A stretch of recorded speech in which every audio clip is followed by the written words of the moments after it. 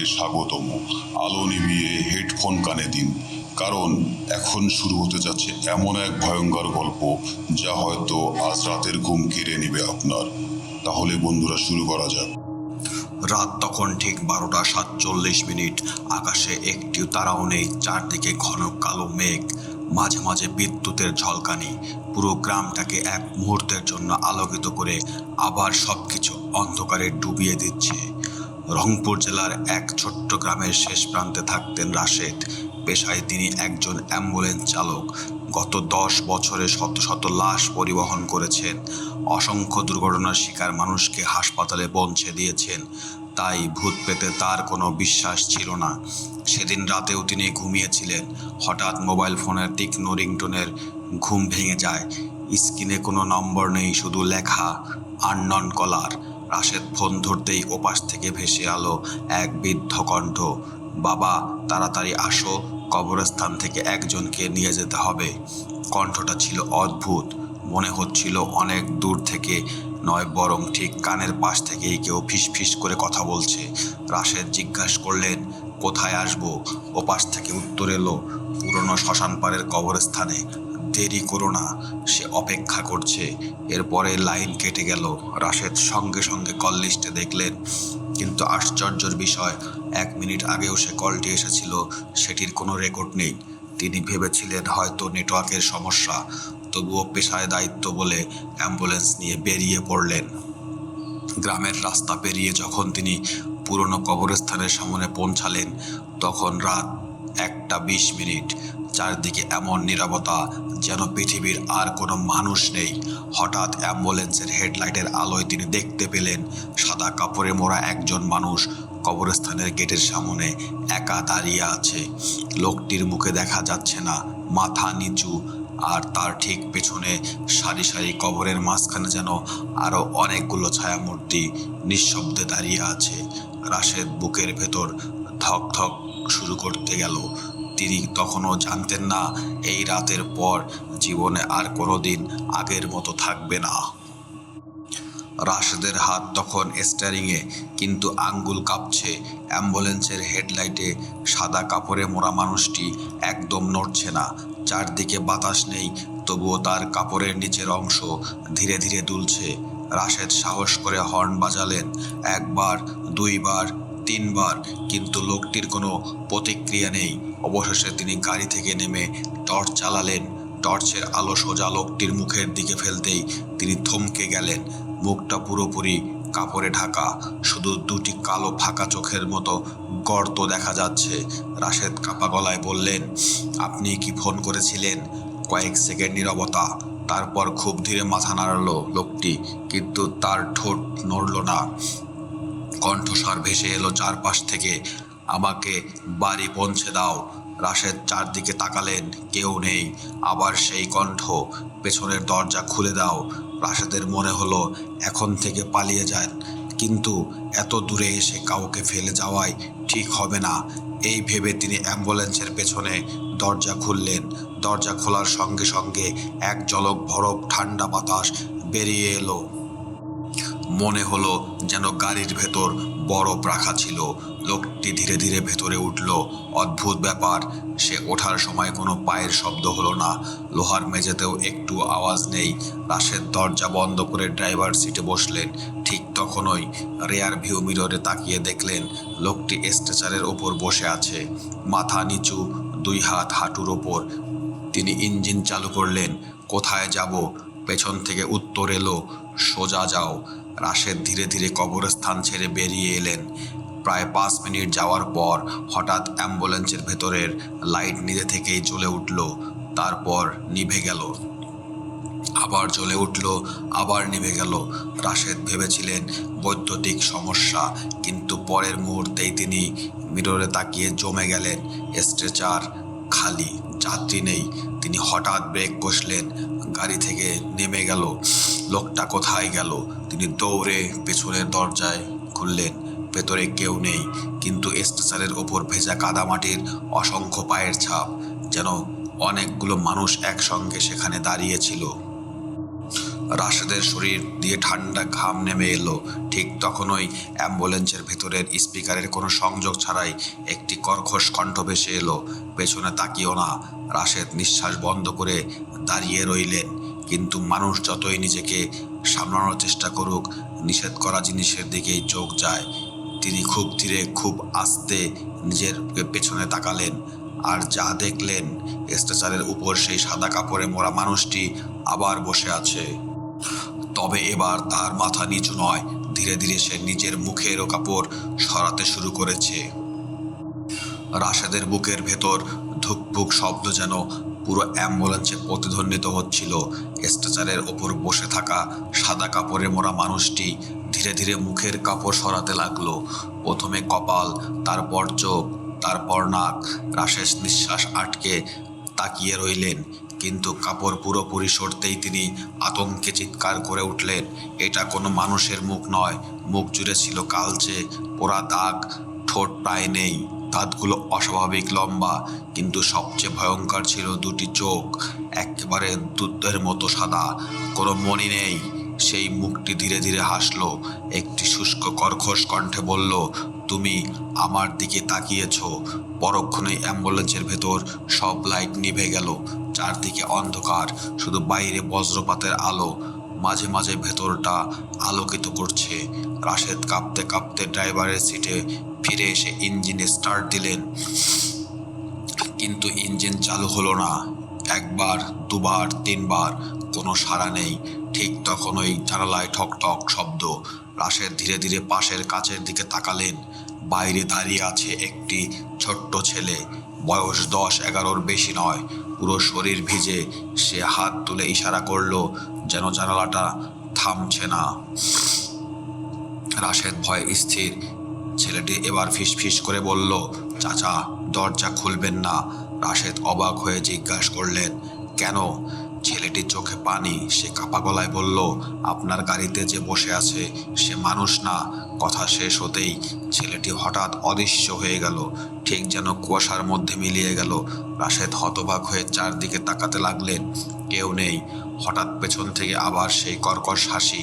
তিনি মির্বে তাকায়া দেখলেন, স্ট্রেচারের ওপর বসে থাকা সাদা কাপড়ের মানুষটি এবার একা নয়, তার দুই পাশে আরো 3টি সাদা কাপড় মোড়া অবয়ায় বসে আছে।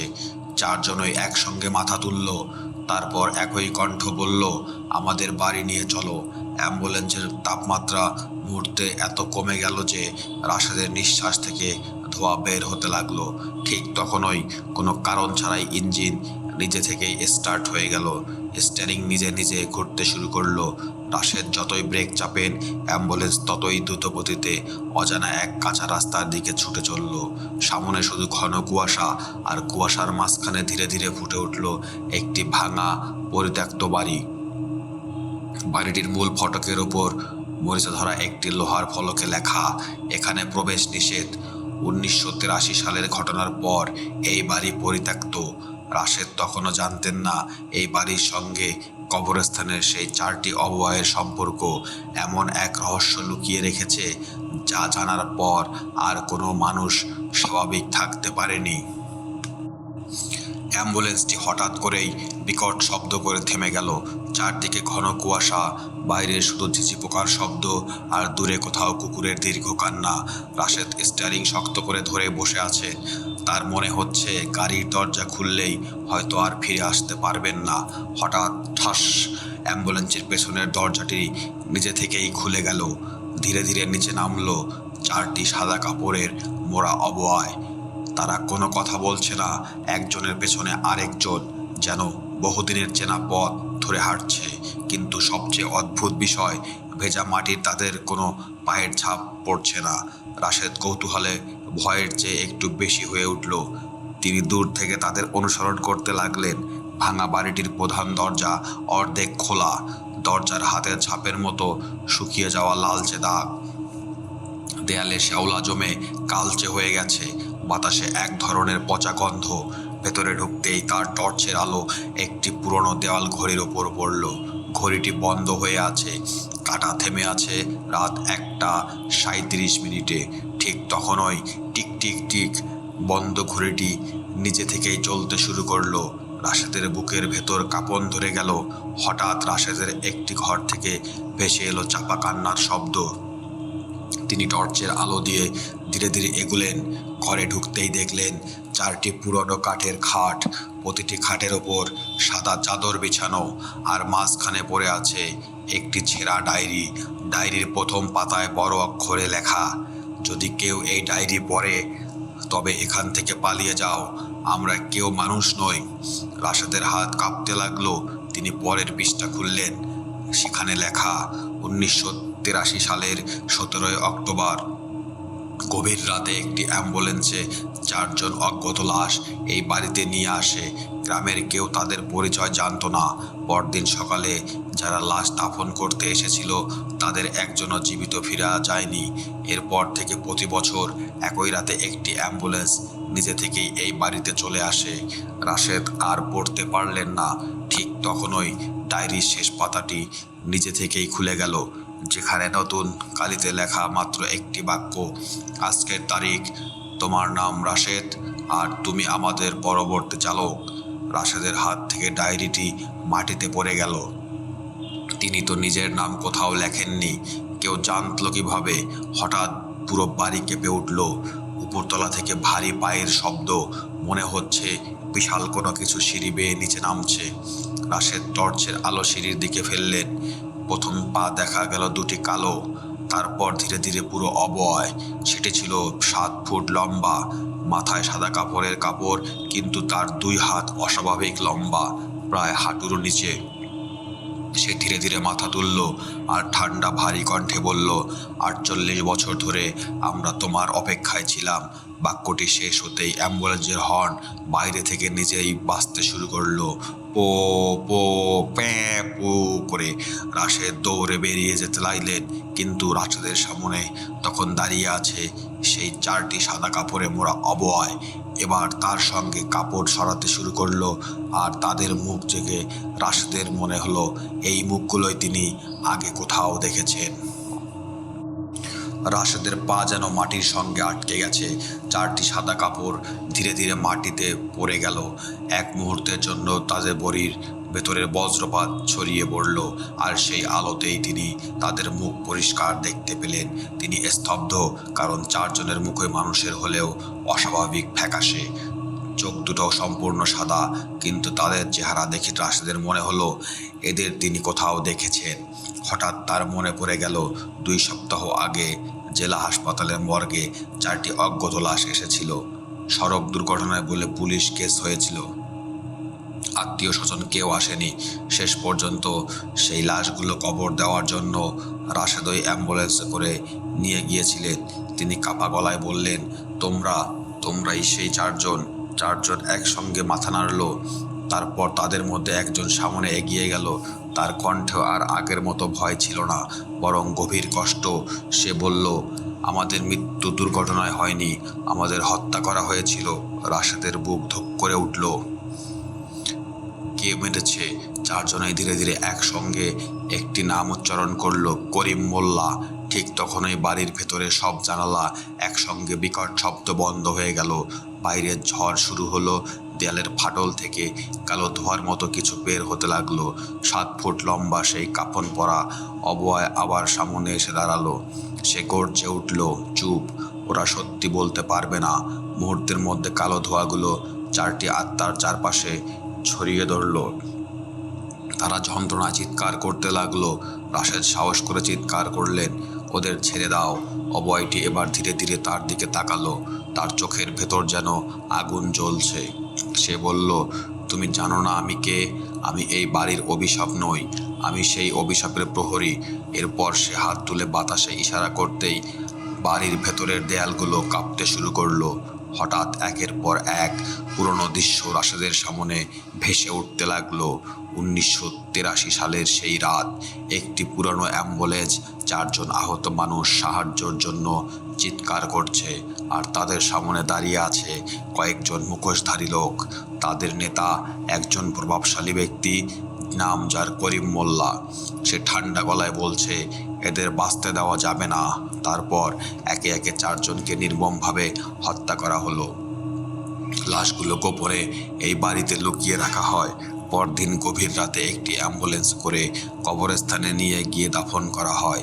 কিন্তু মৃত্যুর আগে চারজনই একসঙ্গে একটি অভিশাপ দিয়েছিল, যারা সত্য লুকাবে তারা কখনো শান্তি পাবে না, আর যে চালক এতদিন সত্য জানবে তাকেই আমাদের মুক্ত করতে হবে। দৃশ্যটি মিলিয়ে গেল। রাশেদ হাঁপাতে হাঁপাতে মেঝেতে বসে পড়লেন। এবার তিনি বুঝলেন তাকে এখানে কেবল ভয় দেখানোর জন্য আনা হয়নি, তাকে বেছে নেওয়া হয়েছে কারণ এই রহস্যের শেষ না হওয়া পর্যন্ত চারটি আত্মা মুক্তি পাবে না। কিন্তু ঠিক তখনই বাইরে থেকে ভেসে এলো পুলিশের সাইরেনের শব্দ, আর সঙ্গে সঙ্গে 7 ফুট লম্বা সেই প্রহরী অদ্ভুত এক হাসি হেসে বলল, অনেক দেরি হয়ে গেছে, আজ রাত শেষ হওয়ার আগেই একজনের মৃত্যু নিশ্চিত।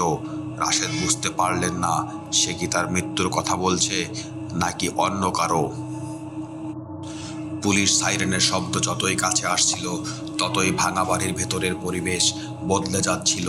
কিছুক্ষণ আগেও যে চারটি আত্মা রাশেদের সামনে দাঁড়িয়েছিল তারা হঠাৎ একে একে অদৃশ্য হয়ে গেল। 7 ফুট লম্বা প্রহরীর ধোঁয়ার মতো মিলিয়ে গেল। পুরো বাড়ি নিস্তব্ধ, যেন কিছুই ঘটেনি। কয়েক সেকেন্ড পরেই বাইরে ব্রেক করার শব্দ।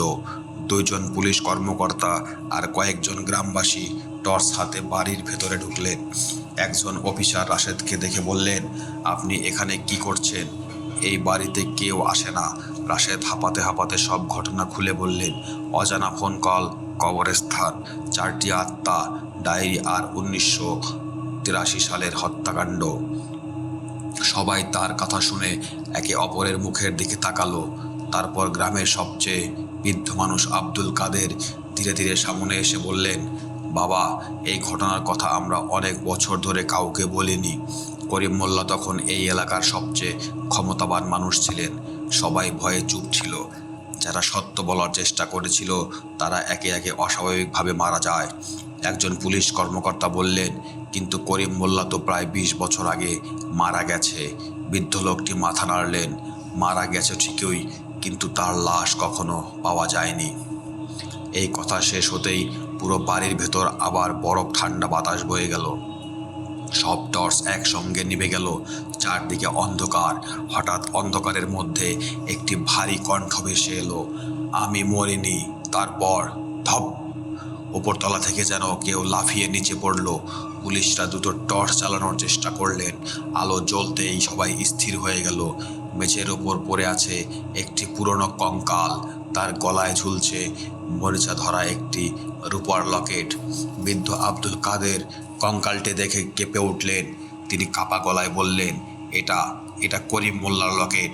পুলিশ কঙ্কালটি পরীক্ষা করতে এগিয়ে গেল। ঠিক তখনই কঙ্কালের হাড়গুলো নিজে নিজেই নড়তে শুরু করলো। একটি একটি করে হাড় জোড়া লাগতে লাগলো। কয়েক সেকেন্ডের মধ্যেই কঙ্কালটি দাঁড়িয়ে গেল। তার চোখের জায়গায় জ্বলছে লাল আগুনের মতো আলো। সে ধীরে ধীরে মাথা ঘুরিয়ে রাশেদের দিকে তাকালো। তারপর বিকৃত হাসি দিয়ে বলল, তুই সত্য জেনে ফেলেছিস, এখন তোকেও এখানেই থাকতে হবে। মুহূর্তের মধ্যে পুরো বাড়ি কাঁপতে শুরু করলো। ছাদ থেকে ইট পড়ছে, দেয়াল ফেটে যাচ্ছে, চারদিকে ধোঁয়া। ঠিক সেই সময় আবার দেখা দিল চারটি আত্মা, কিন্তু এবার তাদের চেহারায় ভয় নেই, দৃঢ়তা। তারা একসঙ্গে রাশেদকে বলল, পালিয়ে যাও না, সত্যকে শেষ পর্যন্ত নিয়ে যাও। আমাদের দাফনের জায়গায় নিচে প্রমাণ লুকিয়ে আছে, সেই প্রমাণ প্রকাশ পেলেই অভিশাপ ভেঙে যাবে। একথা বলেই তারা করিম মোল্লার আত্মার দিকে ঝাঁপিয়ে পড়ল। মুহূর্তের মধ্যে পুরো বাড়ি জুড়ে শুরু হলো এক ভয়ঙ্কর অতি প্রাকৃতিক সংঘর্ষ। বাইরে বজ্রপাত, ভেতরে আগুনের ঝলকানি।